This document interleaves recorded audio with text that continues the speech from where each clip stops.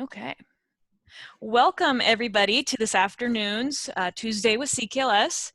We decided that we needed to have a July Tuesday with CKLS because, well, COVID, which is why we do everything it seems like right now. We know that the statistics that the State Library asks for in January are going to be different, or they're going to be more things that they're going to ask than they normally do. And so part of this discussion today will be what we believe they will be asking for. There should be 15 new questions, we believe. We haven't heard yet what exactly those are, but we are going to go over our best guesses for what they are. Some of them will be things that you'll have to think back on and kind of remember what did we do while we were closed kind of things, and some will be tracking the rest of the year. We will also talk about SLP and how to track those and what the summer evaluation is looking for, summer library evaluation is looking for. And thirdly, we're going to go over the StoryTime Grant. We have revised the qualifications for that grant, the requirements for that grant to match needs for this year. All right. We have, I'm going to start with the questions we believe the State Library will ask about COVID in the State Public Library year-end report. Yes, Gail. These questions actually are not generating from the State Library. They're generating from the Library Services Technology Act information, IMLS. IMLS. It's all 50 libraries getting together, all 50 states getting together. They're the ones who are generating the questions. So if there are some oddball ones, we can't blame our own people. Yeah, it's just the state report is where they're going to be answering these questions. So that's why I phrased it the way I did. I apologize for the confusion. So I don't think the state yet knows what those questions are. So of course they can't spread those down to us. We think that they will probably ask what days or hours were you closed during COVID? So they usually ask, what were your operating hours for this year? And you take, I was open 15 hours a week times 52 and you get your number. This would be what hours that we wouldn't have normally been open, so regular scheduled hours, were you closed because of COVID? So then again, okay, if you were closed March 16th and you opened up again June 1, what are the weeks there? And then you count those weeks, multiply by the normal hours you would have worked had it been a normal year. And that would get your hours that were closed. So we anticipate that there'll be two parts of that question. We anticipate it will be a date range, as Maribeth gave, that March 31 to June 1 or whatever it is. And we anticipate the number of staff hours. And then there may actually be the other one might be the actual number of hours open, which can be two different things. In some libraries, you have the opportunity to have staff there before. So we're anticipating that the hour question might have three different parts to it. Again, which is all speculation. So what we're suggesting now is that, and we'll send these questions out, is that you just print out the list of questions and jot down the answers now while it's still fresh in your memory. And that way in January, you're going to be ready. And then this is Sherry. Yes, Sherry. From Ellenwood. Okay, what about like curbside services? Because that's different than what the other ones are. And I'm not even sure if I could tell you what hours I'm sure if I go back, I could probably figure it out. Yeah, what they're going to want, we think, is when you were closed, absolutely closed. And then Maribeth will go on with the other questions. Yeah, we believe there will probably be a curbside related question, maybe more phrased of, did you have limited services or something along those lines, and then hours of limited services. So that would include your curbside service. there is a question. So it could be library doors closed to the public. What would it be for curbside or libraries working as assisting puppies? I would say that would probably be limited library services because you can't offer all your normal services. You're just doing curbside. I think there will probably be some element, doors closed, so nobody in the building, library closed, limited services, they'll want to know the hours there as well, and then resume of regular services. So there may be where they ask, when did you have, how many regular service hours did you have? How many limited service hours did you have? And how many hours were you closed where you would have normally been open? Something along those lines. So for an example, for Great Bend, we closed early and we opened in June. Those are definitely closed hours. Now, staff was paid and we're working from home. So I'm going to write that down just in case, because we also believe there's a question in there. Yes. Now, we opened for a week before any people came in. We were getting ready. We offered no services then, and then we started offering services. And so we kind of have to look at what we did and kind of line it up the best we can. Nobody's going to be penalized for wrong answers for this, the best we can to the questions that are asked. And we guarantee that when we hear those questions, you will have them. Mm-hmm. Yes, do the best you can, exactly. There's no cookie cutter format for this. Not everything is going to fit into the categories that they ask, so just match it the best way you can. I'm going to say crazy quilt it is probably what is going to end up going on, is you're just going to have all these different pieces and you're going to get to figure out how they piece together. So yeah, we also think that they will ask an element of staff hours, or if staff hours were cut or paid during closure. I'm not sure how they're going to word that, but I think there'll be a question about were staff paid during the closure, were, you know, are partially paid or not paid at all. I believe there'll be some kind of element to that as well. I also think they may ask if you had to let anybody go. Yeah, probably they will ask about COVID-related terminations. Mm-hmm. Keep in mind that we understand some of you were had limited service, opened your doors, and took a step back to different service. So you'll want those in and out days because perhaps they're going to ask for periods of time, or they may actually ask for days. So I'm going to use, because I see her in the room, Denise is in the room, and Concordia was one of the libraries who stepped back to curbside service because they felt it was no longer safe in their community to remain open. And so because this, I think that Maribeth's example of a crazy quilt is perfect, because we're going along with straight lines for a while and then we're doing this for a while. So give yourself a break and don't worry that it's not exactly perfect. And the library police are not going to come and say, oh, but we know that you were open on the 3rd of March. And we're like, yeah, whatever. So just do your very, very best. And we know you're going to have lots of questions, and we'll try to get those in the chat as best we can. Yes, thank you.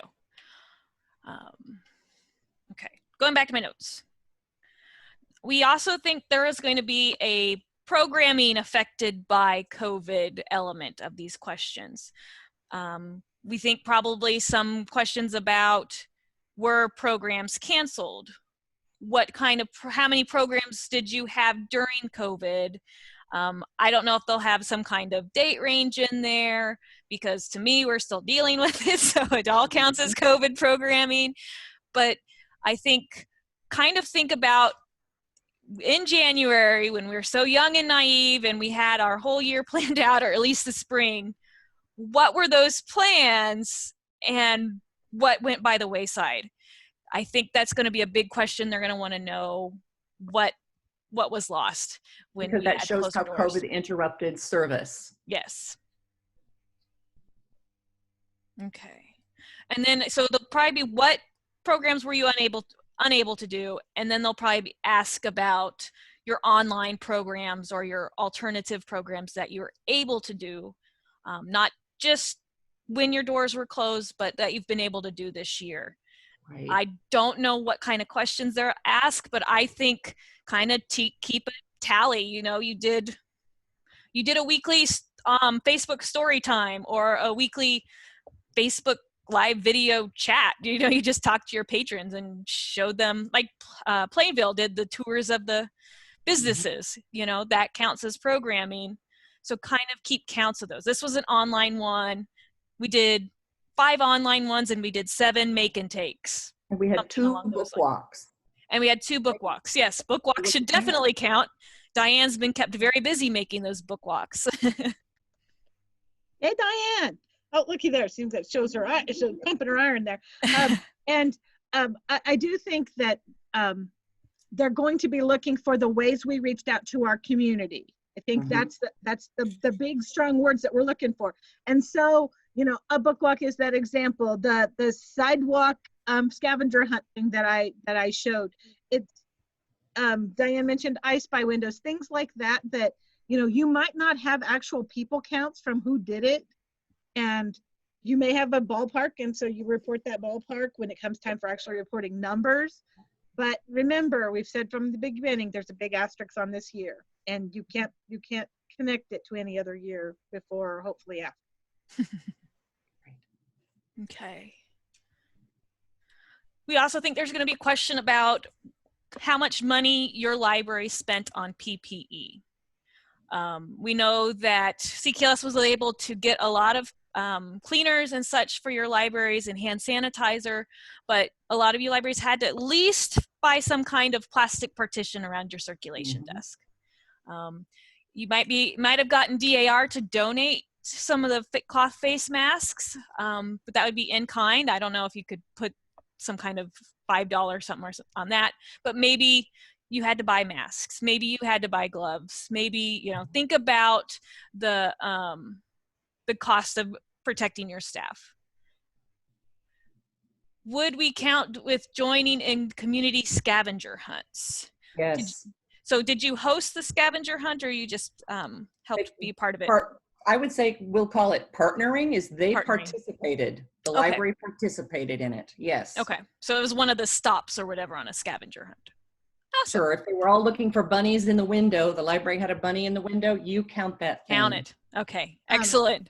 Someone else asked me privately about online contests, and absolutely yes. That's participation in whatever form we could get it. Good questions. Thank you.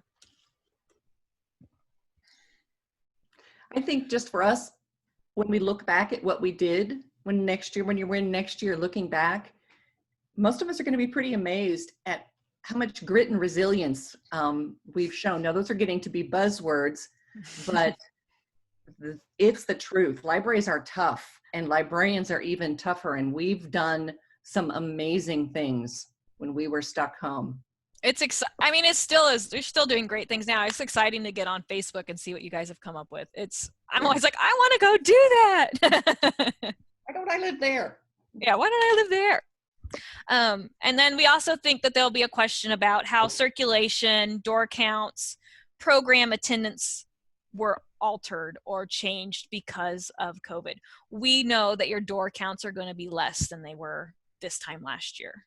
Right. We know that your circulation for your physical materials is going to be down compared to this time last year. Like Patty said, we have a big asterisk that this year does not compare to other years. Right, but they may ask, did your circulation of digital resources increase when you were home? And yes, it did. I want to touch back on low door count if we have time at the end of this. Okay. These are the points that I had for what we think those questions are going to cover for the State Public Library Annual Survey and State Report. There we go. I remember the whole title that we take in January. So some of this, you're going to have to go back into your calendar and your records, kind of think, okay, what did we do in March? Because March lasted 5 years, so I'm sure they have a lot of information for there. April, I don't remember April at all, so that's what notes are for. Patty's showing me her spiral notebooks of notes. And, you know, May was kind of this weird, are we going back or aren't we kind of weird transition point. So hopefully we're not too far away from those dates that you can still find your notes, or at least go back through your Facebook feed and find those things. Get as close as you can. We don't need an exact number. The library police They don't really exist, but the library police aren't going to hunt you down and send you to Azkaban. So do the best you can. Any questions about, there are 94 days in April. Yes, there were. Are there any questions about stats to keep for the state report?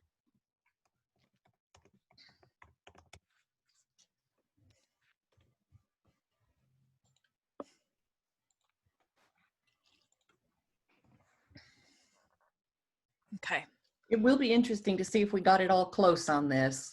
Yeah, We just did our best guess. we did. We kept hearing this magical 15 questions, but every Right. question we came up with had 3 parts. So we didn't know if that meant Yeah. 15 individual parts or 15 questions with 3 parts. So If you counted, we had more than 15 questions that we think they're Right. going to ask. and basically it's our whole idea, you know, you're looking at you know, what, 50 some odd years of combined experience here, and we're just guessing. Hey, Gail, I'm not saying anything about you. I've got the most years here. That 1964 was my first library worker year. well, I don't know. She'll have to look back at the Ellenwood Public Sorry, I'm Library. discrediting myself. 1969. Cheryl will have to look back and find out when I was first a volunteer at Ellenwood, and I might close. But it's these years, and we're just anticipating by the number of questions that we've had to fill in over the years, and it's truly a guess. It is. Yeah. Yeah. Yeah. All right. If you know Maribeth at all, you know that she always wants to find the easy button for you. And that's why she's worked so hard to pre-fill in so many of your answers on the state report and on the CKLS report. And that's what this talk is about, is to try to find that easy button for you now. And frankly, if we find that we're correct and we can pre-populate some of this for you, then that's even a better situation, because it's worth the work to us if we can save you some headaches. But right now we're asking you to go back and start through some of your, what I call my COVID journal, and start back through and see if you can start to piece some of these things together. And even if this is day number 1, and even if you can't come up with all the answers, that's okay. We just want you to put it together. And even if the questions are not actually asked on this final report, That's mine. Diane, this is for you. that this information will be good for your board to have when they look at your year. So you worked hard during those times when you weren't there, because as a library director, and many of you in this room are, the work of the library director did not stop just because COVID came. Bills still needed to be paid, board still needed to meet, you still needed to plan for the future. And we didn't forget that. Thank you, Patty. Patty, I gave you co-host permission, so you can share your screen if you want to share the summer library program evaluation and kind of go over that. You're muted, talk Patty. to us, you better unmute yourself. But if I'm talking through this, I probably better not, because we know that. Oh, was that a censor beep? We're a little punch drunk today. We were at a board meeting until 10 last night, and so we're a little loopy.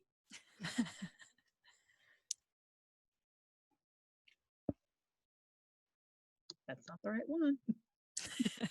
See, that's why you didn't tell me you were doing this, Maribeth. I thought we talked about it yesterday. You did. You just keep talking for a minute while I find it. Come on, Patty. One, No. one of the things I wanted to just talk about, and I'll jump in now, is low door counts and reduced hours, and hopefully not reduced staff. But I know at my library, at the Great Bend Public Library, our door count is down drastically. We usually have over 1,000 in a week, and about the 15th we had 1,000, and we are down by more than 50%. People are starting to come in, but not so much. And there's nothing that we can do about that. If you are feeling internally bad about the work that you're doing because people aren't coming into the library, I want to shake you and say, stop it. I might cry when I talk about this, okay? So just bear with me. I was visiting with a librarian who said that before COVID, their Facebook page was really active. People were chiming in. It was very interactive. And now it's like crickets. When I've visited libraries, it's dead. Nobody's in there. One library said they had 15 people in last week. That was it. You are doing everything you can to make the library a welcoming place. And honestly, sometimes it's fine for me to say, you just can't do any more than that. You're doing everything you can. You're letting them know you're open. You're letting them know what services are available to you. You're letting them know that you're quarantining and disinfecting, and it's a safe place for them to be. But there's nothing you can do to herd those horses to go into your library corral. This is a rough time for us. It's going to be emotionally rough for us for a while. And we need to remember that this is a marathon, not a sprint. We're not even done with the first phase of this. I would say this can go on for a long time. Please don't let yourself get down about that. You're not ruining your library. You're not traumatizing your community. And requiring people, or if you're doing curbside, or if you need to have masks on in the library, or you haven't put up the tables and chairs yet, and you're comparing yourself to, well, Sonic, that's the big towns in town have Sonic, and they're open and things are going fine, or McDonald's where you can go in and sit down and you guys don't have chairs. What I need you to remember is that you have a very different mission than any other business or organization in your town.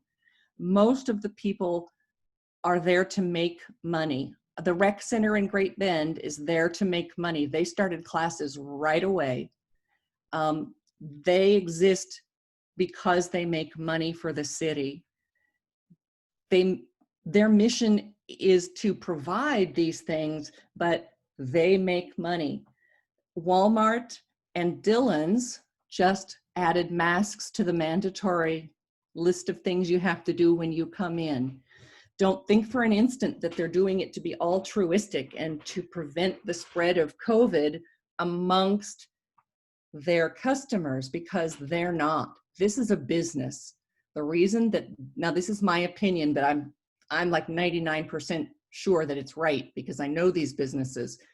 These are businesses. The reason they are doing this is so that they don't have to pay out insurance claims for people who've gotten sick, for their own workers who've gotten sick. They're not doing it altruistically. They're doing it because it's a good business decision for them. We're not businesses like that. We don't operate on profit and loss. We don't have to show an increase in profit at the end of the day, the week, the month, or the year. Our mission is very different. And so you cannot compare yourself to what somebody else is doing down the road. This is a time where we're really going to question ourselves and why we're here and what we do. And I want to assure you that your CKLS staff is here. And if you need to talk this through or cry to somebody, you'd give us a ring or a jingle. We have doubts about our work right now as well, but we buoy each other up and say, okay, we've got this. We made it through another day. Let's move forward. We can't really think long into the future. Reconnect yourself with your library's mission. If you don't have one, this is a dang good time to write a mission and a vision statement, and we can help you with that as well. I've got an awesome tool. It's like a generator. You pop in some words and it pops out a mission statement. Reconnect with your most basic service. reconnect with something that brings you joy. I Thank don't want to you. take up the whole meeting, but yes. Thank you, Gail. And I want to read what Karen wrote in the chat because it's very well said. Yes. Karen says, I am trying to think forward. These are the days of growing, and there's always pain when we grow. Don't go back to normal. Look forward to new ways to do things. I've spent many hours agonizing over this subject. Yes, this is, you know, our normal when we go back to it is not going to be the normal we left. Never. Never. Okay, Patty, are you ready to share? Yes. On Monday, our librarians meeting will be this COVID stuff in a big way. So you're going to have some opportunities to talk about those things even more on Monday. This is the Summer Library Program eval. If you've not already seen it, this is the 2020 evaluation. I took the liberty of modifying it to answer the questions that I believe are going to be some of the COVID parts of the question. So the top part of your eval looks the same. I'm going to scroll to past the names. Oh, Miss Patty. Yes. Up in your right-hand corner, 2 icons to the left of send is the eyeball, and that way they see what it looks like to them. If you click on that eye, to the left, To the left. there. To the left, to the left. To the left. Patty's showing you the admin side, the back Everything side. you own on Oh. a box to the left. There we go. That's Ta-da. what you want to see. Okay. Perfect. So library name, and I do this for my own edification, so I know when I fill these out. The very last library. Oh, I need to move you all out of the way here. I use ZZZ Library to save myself from a whole bunch of Agro Public Libraries. For them, they always get the top line. Okay, so the first part of your eval is the same, but we've tried to simplify this for you as best we can. So we're going to use July 1, and we're going to use July 31 because that was the first recommended set of dates, which we changed later. Okay, and then the first series of questions are LSTA questions, which is the Library Services and Technology Act. They provide the funding for the print materials, the manuals, the